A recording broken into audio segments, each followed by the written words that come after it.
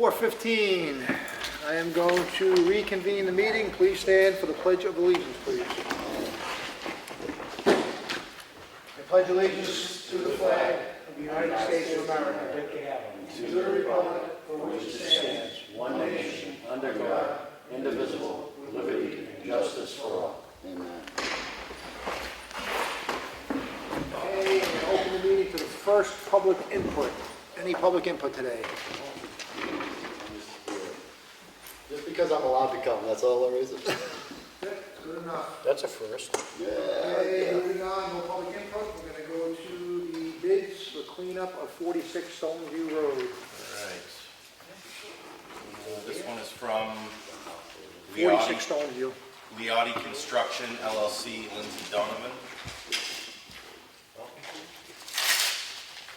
Stoneview Road off Brownsridge Road.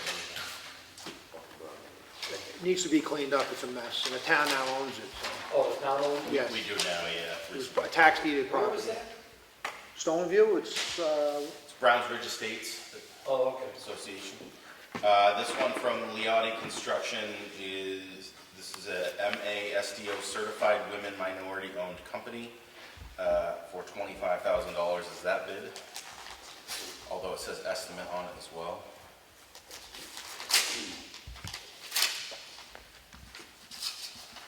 And this one is from Alex Management, care of Gary Alcock.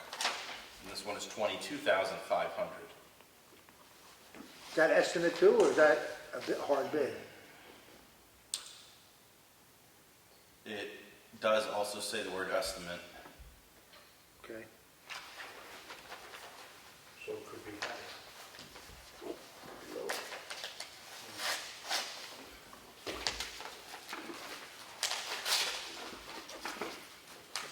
And this one's from North Country Recycling.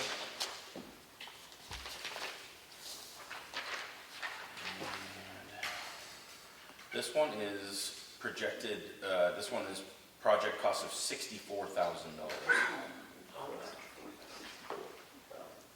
A giant leap. Did they give, like, list of detail of what? They all went, TJ, they all went and looked at it, right? Oh, I'm sorry. All went to the location, yeah. What was the specification? Yeah, I mean, North Country said hauling and disposal from above location, all trailers will be dismantled, demo debris removed along with the wood structure, which was the remnants of a shed.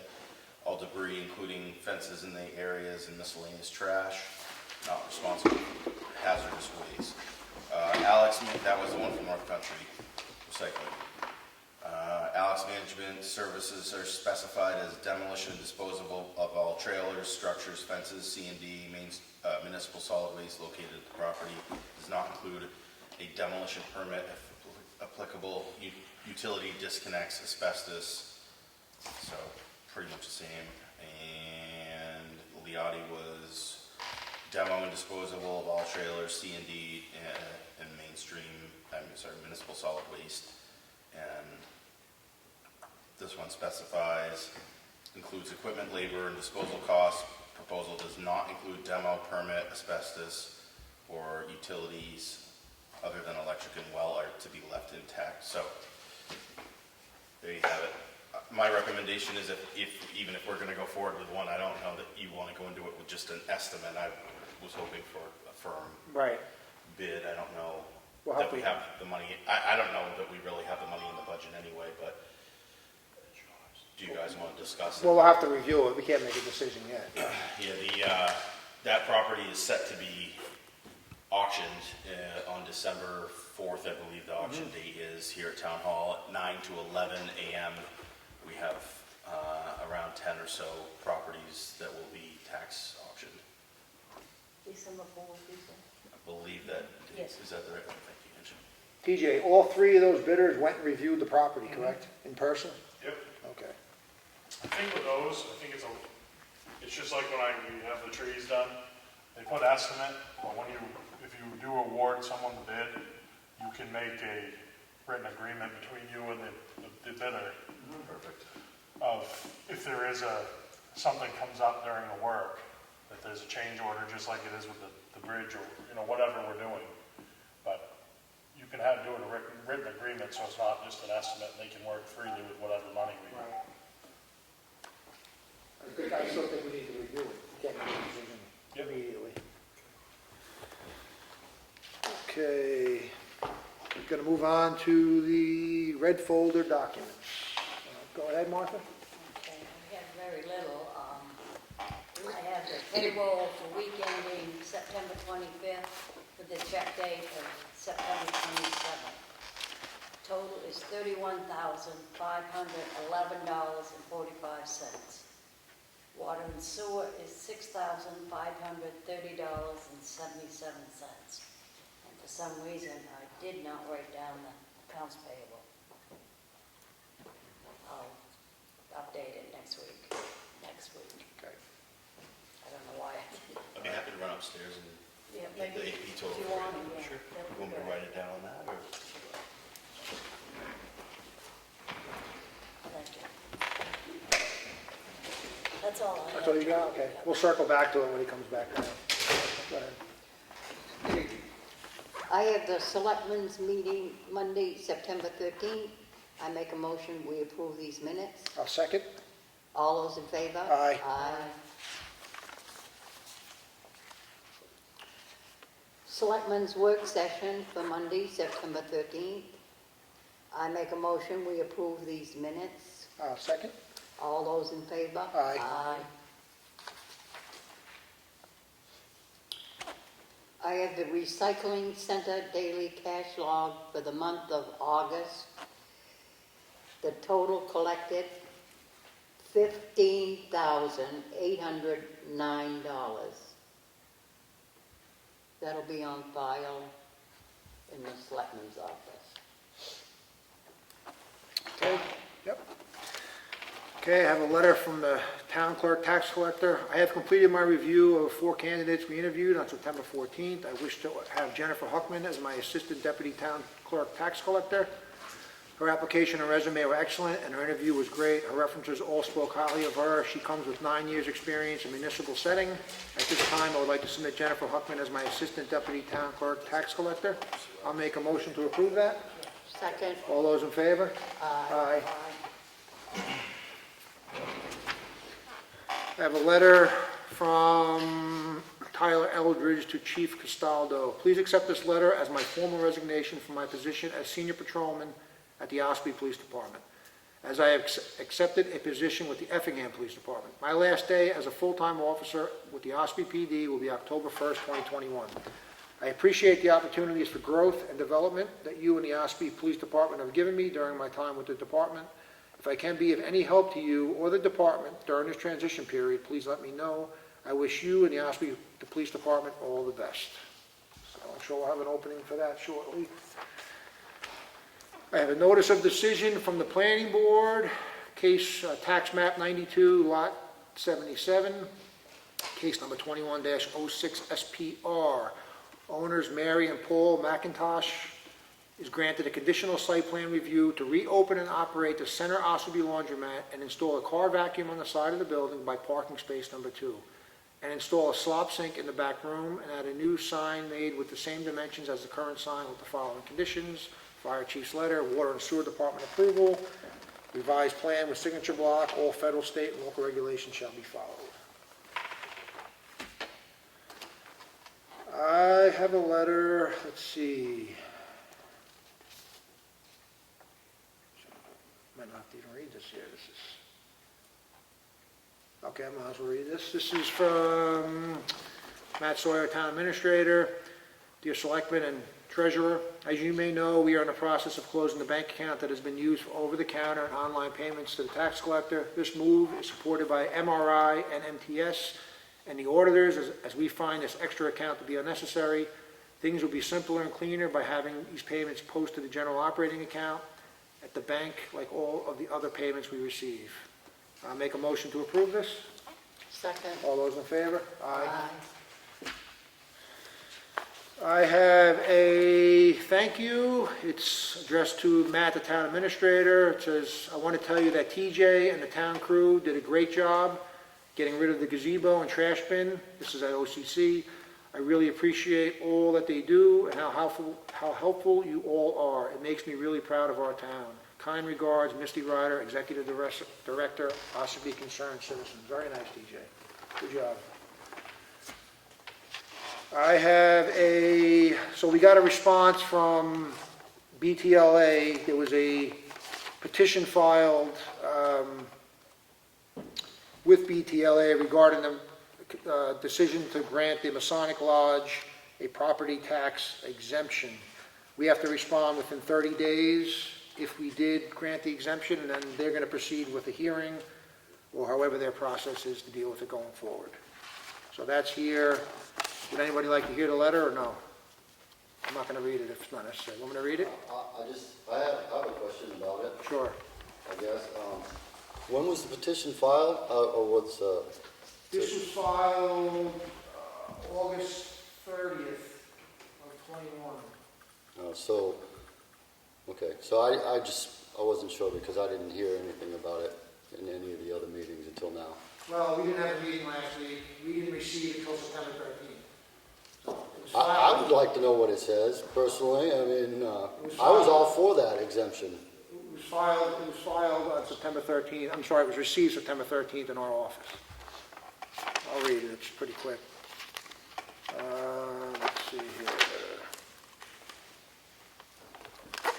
Well, I'll read BTLA's response, it's the shortest one. The board received a letter August 31st, copy attached, from various taxpayers alleging certain properties are being exempted improperly, and they have requested assistance from the board. Under RSA 71B16, the board has the broad authority to remedy the inequities of improper and illegal taxation. Appeal of Woodflower Incorporated, it's a case from 1981. This authority extends to tax abatements as well, to the original assessments of the property. The legislature obviously intended the board to scrutinize the legality of abatements as rigorously, I have trouble with that word, as it reviews the lawfulness of assessments. Before the board determines whether there is a need to assert jurisdiction under RSA 71B16, the board is copying the town with this letter and attachments and ordering the town to respond to the allegations contained within 30 days. That's from them. So the board is, I just want to make sure I understand. So the town has to respond to what allegation? The allegation of the assessment, the property tax exemption that was given to the Masonic Lodge. Does it matter? Isn't that the town's right to be able to do that? Not to rehash the whole meeting, but according to the tax assessor that day, no. I know, but this comes into, I know you don't like it when I go into these little tangents about whether it's a right thing or wrong thing. That seems like it's a town should have more say-so than the state over something as minuscule as that. And it's non-profit. This is not public input, we're still discussing this document, I'm just going to respond to that quickly. We're governed by RSAs, we're not kings and queens, we have to follow the laws as they're written, we don't get to interpret them the way we see fit. We have to interpret them as they are written, and when they're black and white, we need to follow them as black and white. Usually when you get an RSA, don't they put it to the town and say, No. hey, you have No, a this is RSA not a home rule follow. state. The rules and guidelines come forth from the legislature, and they dictate to us how and can we can Well, do we certain already things. know the legislature can be wrong. Well, in the interim moment, this is the law we have to follow, and we're following it. Okay, So well, with that I being said, I can still disagree. You can, absolutely. That's what's great about America. So that's closed. Any old business, brother? No. New business? Okay, now we're at public input. Oh, okay, so. The second public input. So I should say that for a public. Well, input. that's why I have to move on. Well, I understand what you're trying to say as far as the RSA and that dictates, but we have found just recently that the legislature can be wrong and they can do things that they shouldn't be doing. So this may be just another case of the legislature being wrong as far as this, and you know what I'm talking about as far as what they just did with this whole vaccine mandate. They were wrong. So this could be the same thing. And does it matter? Are we going to have to fight them in court? I mean, if the board says, hey, you can't do this, do we say, hey, what gives you the right? We fight them in court. We have to fight with our own state.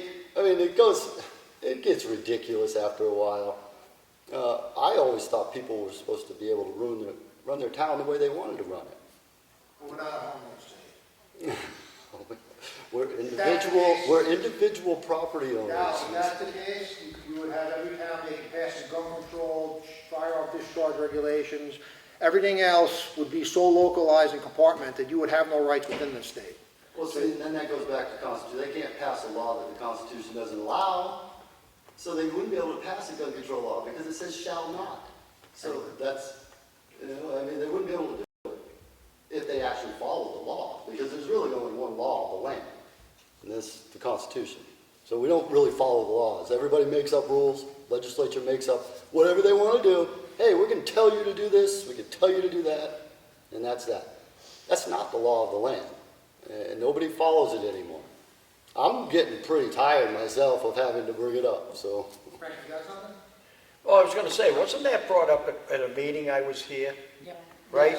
And it was voted on Right, to give them the exemption, right. all right? Well, I thought it ended it right there, but who put the complaint in? That's, okay, I didn't want to even get into that, but that's. Well, we should know who did it. There's a whole, they drafted a whole letter here. I guess I can read it fast. I read fast. I'm a speed reader. So it's, Dear Ann Stelmack, we are writing to you today to file a grievance against the Town of Ossipee Board of Selectmen for the decision made at the Monday, June 7th meeting regarding the granting of a property tax exemption to the Ossipee Masonic Lodge located at 535 Route 25 East. The meeting was videotaped by GovernmentOversite.com. Will you be able to watch the meeting in its entirety? We've also enclosed the meeting minutes from the June 7th meeting. A brief background.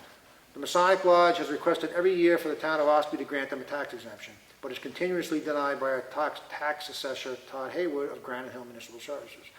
It is our understanding that Mr. Haywood has advised the Board of Selectmen every year that the Masonic Lodge does not qualify for a tax exemption under the law, but that the Selectmen have the authority to issue an abatement for good cause. This is where our issue is. We feel that the Board of Selectmen voted 2-1 to grant the property tax exemption to the Masonic Lodge, which we feel was against the law. If you look back in previous years, you will see a pattern of granting the exemption. We also believe that the previous Board of Selectmen has granted a property tax exemption to another property which also does not qualify according to Todd Haywood. That property is located at 1895 Route 16. This is clearly seen in the video. It seems that there is an ongoing pattern of granting favors to those who don't qualify for tax exemption status. Again, our issue is not with these businesses.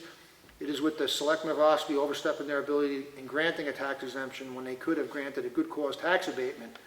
We feel that this should be, wait a minute, I gotta read that sentence again, I'm sorry. It is with the Selectmen of Ossipee overstepping their ability in granting tax exemptions when they could have granted a good cause tax abatement. We feel that this should be looked into and asked if you could assist in it. We also request a waiver on a $65 fee since we are doing this not for our own benefit, but for the benefit of all taxpayers.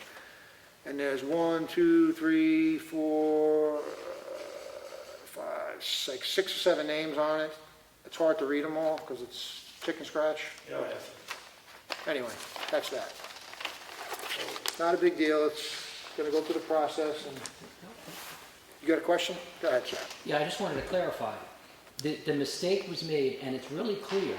The exemption is not the route that you're supposed to take in this instance. It is an abatement. Right. I know, but the vote that was taken was an exemption. That's not the proper way to do it. Oh, okay. So that's what was kind of lost in translation when the meeting happened. Oh, It didn't mean that they could not be abated for good reason, but the board voted for exemption. That's not the right route. And that's what I said myself. I said I'd vote for an abatement, but I won't vote for the exemption, if you remember that. But we can put this to rest. I think we beat it up enough. We're just getting started. Go ahead, Dallas. I understand what you just said, but I believe there was other people from the community in the room at the same time agreeing with the exemption. So it wasn't just the selectmen that made the decision on their own to do it. There was other people sitting in this room saying, hey, we should, isn't it up to the town? No. It's not up to the town. That's what I keep hearing. Just like warrant articles aren't up to the town. Why do we do them? It really makes no sense to me. And I get it. It's just something to fight about. But it really should be up to the town what they want to do. And I understand that, you don't agree with that because the state ultimately gets to say, so the state is the landowner, the state is the ruler of the land, right? All of it, that's not how it's supposed to be. And I get that that's the way it's written. Once again, legislatures make mistakes. And I could go on, but I know everybody gets tired of hearing from me. Any other public input? All right. Nothing? Oh, go ahead. Sorry. The reason why the abatement for good cause is better is because, and the reason why the legislature changed it, where they have to get an abatement for good cause rather than exemption, is because the exemption provision was being abused. And select boards in some of these smaller towns were just giving out exemptions for no reason. You can't do that, so the legislature years ago changed that. So when you have an abatement for good reason, that means you have to sit down and explain to the town and the selectmen why you deserve this abatement, which showcases what you're doing, and then they'll give you the abatement, and it could be any amount. After looking at the financials, you can't just do abatement. You can't just do exemption because it's too open-ended. That's the reason why they did it. I'm So just you've saying got to go through the process. That's it. Right, that's all. Okay. Any other public input? Leave it alone. Good idea, Al. They do it for churches already. Okay, Okay. nothing further in the meeting? John, I do have the total for the accounts Oh. payable for the. All right, I week. forgot, let's Thanks to backtrack. Matt. Yeah, $22,720.78. 22,000. What was that again? That was the accounts payable amount Yeah. that we didn't have earlier. Okay, yep, I'm gonna do, well, you got something? Yeah, so I've been having contact with the three businesses that put in for the Yep. 46 Stone View. And I just contacted one of them and said, is this something you're willing to go hard bid on? And the two for the 20, they'll do a hard bid on those numbers.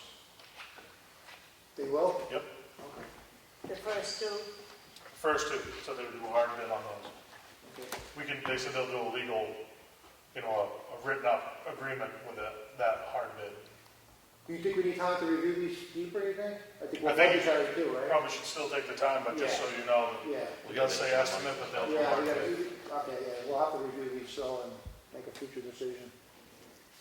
Anything else? Anybody? No? With nothing, I'm gonna make a motion to adjourn. Second. Oh, go ahead. Upstairs on the agenda, it stated you were going to go through recycling Oh, numbers or I'm something. gonna hit that real quick. Can you give us a Yes. brief report? It Yeah. seemed exciting.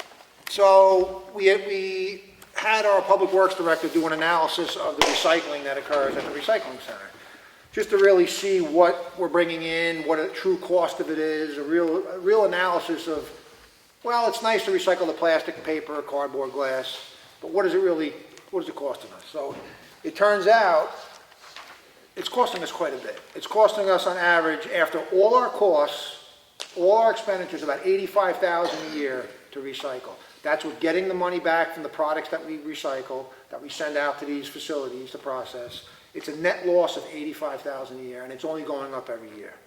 So after 10 years, once you compound the 4%, you're looking at $1.2 or $1.3 million that basically you're throwing out every year going forward. So we're trying to come up with a better plan here going forward as to how we're going to proceed with this, so the taxpayer is getting its most efficient use of its money. And the way it's being done right now is not. It's not very efficient, it's very wasteful.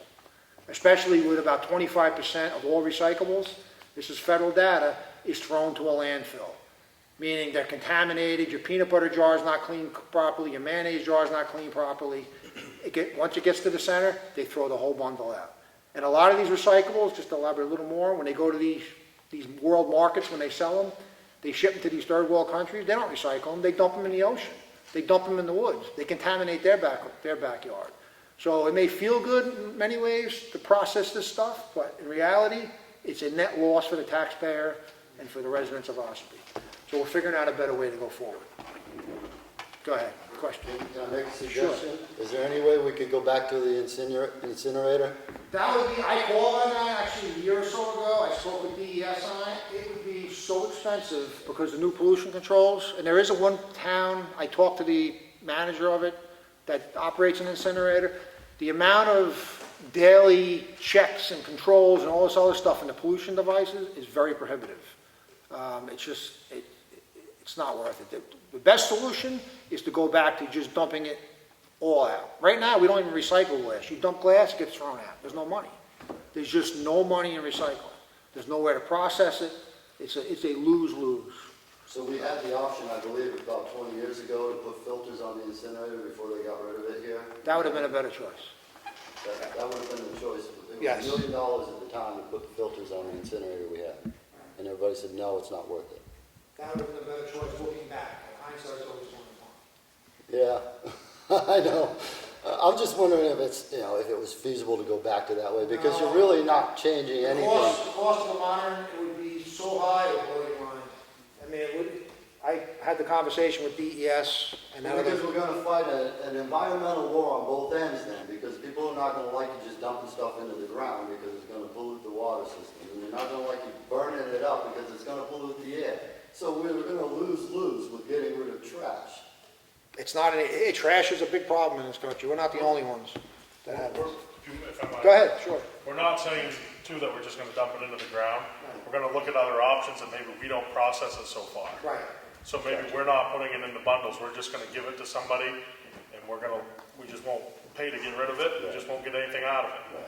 Because what we're getting out of it and what we're putting into it, we're on the losing end of it, so. It's so energy intensive. I mean, all the diesel fuel, the gasoline, the equipment, the manpower, all the associated baling equipment, it's so much electricity and quote-unquote fossil fuels used to process your water bottle or your tin can or whatever it is. Would it make sense for the state to go into doing the returnables like the other states are doing? No, you don't want to do that. I'm just saying, No. a lot of that stuff would get, Well, we would still, metal is always going to be recyclable. Metal has some money in it. Metal is easy to do. You throw it in the bin and they just take it away. We're talking the processing of mixed paper, cardboard, and plastics. Glass is thrown out already.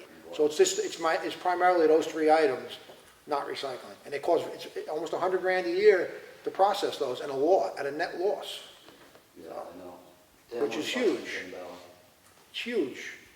So in 10 years, that's 1.2, 1.3 million when you compound it a little bit. Yeah, okay. So we're just trying to make you aware that we're digging into better options. We're not sitting on our hands here, so. Anything else? Any questions? Nope, nothing? Well, I made a motion before. Am I supposed to retract that motion earlier? You're the chair, you can do anything you want. Well, I'm I'll gonna make, second that motion. okay, we retract. I make a motion to adjourn. Second. All those in favor? Aye. That's it, we are adjourned. 4:45.